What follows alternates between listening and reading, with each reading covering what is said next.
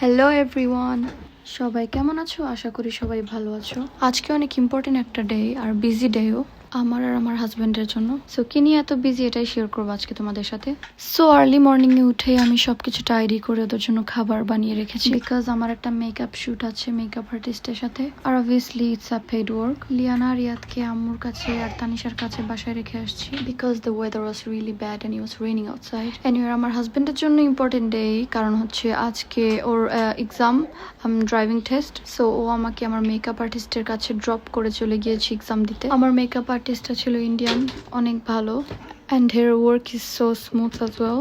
So firstly আমি এখানে এসেই আগে আমার ড্রেসটা চেঞ্জ করে নিয়েছি, যে ড্রেসটা পরে আমার শ্যুট করা হবে, কারণ ও বলছিল যে মেকআপ করার পরে ড্রেস চেঞ্জ করতে অনেক স্ট্রাগল হবে। এখানে আমার একটা মিস্টেক হয়ে গেছে যে আমি এর আগের ক্লিপটা নিতে পারিনি যখন আমার জুয়েলারি পরা ছিল। আমি একটু রাশ করছিলাম, যেহেতু ওদেরকে বাসায় রেখে আসছি, আমার মনে হচ্ছিল কখন বাসায় যাবো। এনিওয়ে আমার শ্যুট করা কিন্তু শেষ, আমি বাসায় যাওয়ার জন্য বের হয়ে গিয়েছি। বাসায় যাওয়ার সময় আমার অনেক নার্ভাস ফিল হচ্ছিল, কারণ আমার হাজবেন্ড আমাকে এখনো কিছুই জানায়নি টেস্ট কেমন হয়েছে। ও মূলত আমাকে সারপ্রাইজ দিতে চাচ্ছিল।